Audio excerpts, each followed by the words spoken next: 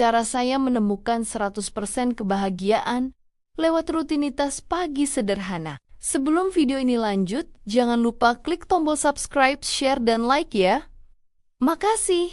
Dan kita lanjut sekarang. Halo ibu-ibu semua. Semoga ibu-ibu semua sehat selalu dan bahagia terus ya. Belakangan ini rasanya kayak mau meledak nggak sih kalau lihat media sosial yang isinya orang pamer hidup sempurna? Padahal kita di rumah baru mau napas saja, sudah disambut tumpukan cucian yang tingginya mengalahkan bukit di film kartun. Saya sempat baca satu artikel kesehatan mental yang bilang kalau pagi hari itu adalah penentu kewarasan kita sepanjang hari. Dan itu benar banget, karena kalau pagi sudah kacau, sisa harinya kita cuma bakal jadi naga yang siap menyembur api ke siapapun yang lewat. Makanya, lewat video ini saya mau curhat jujur, gimana akhirnya saya bisa menemukan 100% kebahagiaan cuma lewat rutinitas pagi yang super sederhana, yang sebenarnya bukan soal kemewahan, tapi soal cara kita mencuri waktu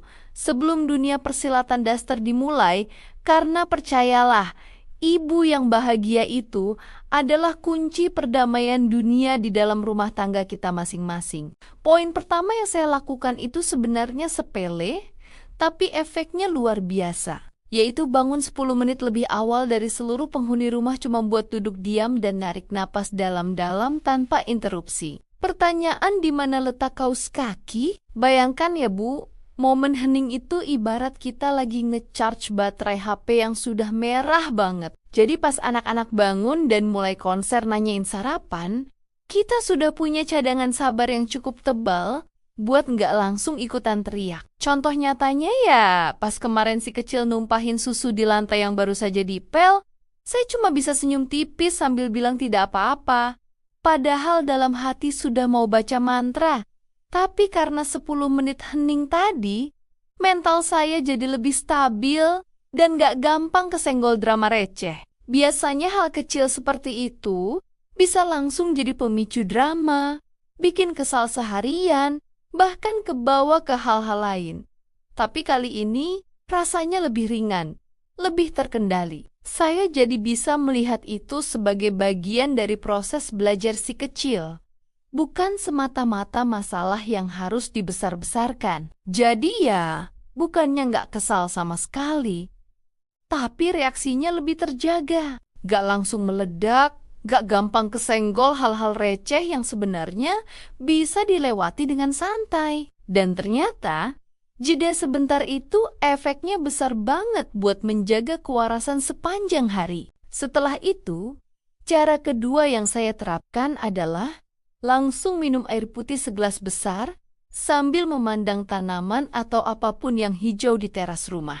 Pokoknya mata jangan langsung dipaksa melihat layar HP yang isinya berita politik atau diskon belanja online yang bikin jantung copot. Air putih itu ibarat bensin buat mesin tua kayak kita ini, supaya sistem di dalam tubuh nggak kaget pas harus mulai maraton masak dan nyiapin bekal sekolah yang menu-menunya harus kreatif mengalahkan chef bintang 5. Saya sekarang merasa tubuh jauh lebih segar, ringan, dan juga lebih stabil secara emosi, terutama saat jam-jam rawan seperti sekitar pukul 10 pagi yang biasanya dulu jadi momen paling gampang bikin kepala terasa berat dan pusing. Ternyata setelah saya perhatikan, salah satu penyebab utamanya itu bukan karena hal besar, tapi justru karena dehidrasi yang sering tidak disadari. Lucunya, dehidrasi ini sering banget menyamar jadi emosi yang meledak-ledak. Seolah-olah semua hal kecil terasa jauh lebih menyebalkan dari biasanya. Contohnya hal sepele seperti melihat handuk basah yang lagi-lagi ditaruh di atas kasur sama bapaknya anak-anak yang sebenarnya kalau dipikir-pikir bukan masalah besar, tapi karena kondisi tubuh kurang cairan, reaksi yang muncul jadi berlebihan. Hal kecil yang harusnya bisa ditanggapi santai malah terasa seperti pemicu emosi besar. Setelah mulai lebih sadar untuk cukup minum dan menjaga hidrasi sejak pagi, saya jadi lebih tenang, nggak gampang terpancing, dan bisa melihat hal-hal kecil itu dengan perspektif yang lebih ringan dan masuk akal. Langkah ketiga yang paling saya suka adalah melakukan peregangan tipis-tipis atau senam kecil sambil nunggu air mendidih. Ya hitung-hitung, olahraga supaya tulang-tulang ini nggak bunyi kretek-kretek setiap kali mau jongkok ambil cucian di bawah. Kita kan bukan robot ya Bu. Jadi, badan ini perlu dimanjakan sedikit supaya otot nggak kaku kayak kanebo kering. Apalagi kalau ingat jadwal kita yang seharian harus naik turun tangga atau bolak-balik pasar demi dapat harga cabai yang selisih 2.000 perak. Dengan sedikit gerak di pagi hari, hormon endorfin atau hormon bahagia itu mulai keluar. Jadi pas nanti harus menghadapi tumpukan piring kotor yang kayak nggak ada habisnya, kita mengerjakannya sambil goyang tipis-tipis dan hati tetap riang gembira. Terakhir, saya selalu membiasakan diri buat menulis atau setidaknya menyebutkan 3 hal kecil yang saya syukuri hari ini sebelum tangan ini sibuk pegang ulekan atau vacuum cleaner. Misalnya bersyukur karena gas nggak habis pas lagi buru-buru. Atau sesederhana bersyukur karena masih bisa melihat matahari lewat jendela dapur sambil menghirup aroma kopi yang baru diseduh. Praktik syukur ini logis banget buat menjaga kewarasan karena otak kita dipaksa fokus ke hal yang baik-baik saja. Bukan malah sibuk membandingkan dapur kita yang berantakan dengan dapur selebgram yang kinclongnya kayak cermin. Kalau sejak pagi kita sudah memulai hari dengan rasa cukup dan penuh syukur,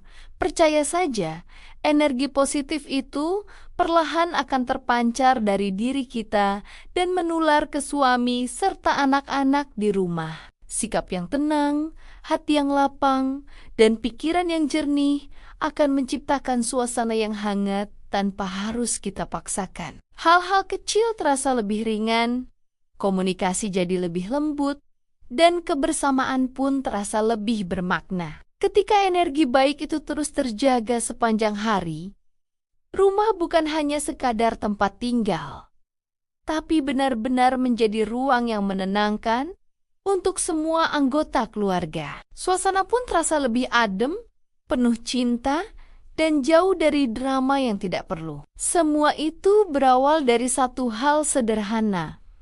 Hati yang mau merasa cukup dan bersyukur sejak kita membuka mata di pagi hari. Memang kedengarannya receh ya Bu, tapi rutinitas sederhana ini adalah bentuk investasi paling murah buat kesehatan mental kita sebagai garda terdepan keluarga yang sering lupa bahagia. Kita sering banget menuntut diri jadi ibu yang sempurna sampai lupa kalau kita juga manusia biasa yang butuh sedikit ruang untuk bernapas dan menikmati waktu sendiri tanpa embel-embel tugas domestik. Mari kita lebih reflektif lagi. Apakah selama ini kita marah-marah karena keadaan? Atau sebenarnya karena kita kurang memberikan perhatian pada diri sendiri di awal hari yang melelahkan? Tetap semangat dan optimis ya Bu, karena kebahagiaan itu kita yang ciptakan sendiri, mulai dari hal-hal kecil di pagi hari. Jadi jangan biarkan daster dan ulekan mengalahkan senyum cantik kita semua. Nah, demikian dulu, dan terima kasih sudah sabar dengerin cerita dan curhatku. Sampai ketemu di video-video berikutnya.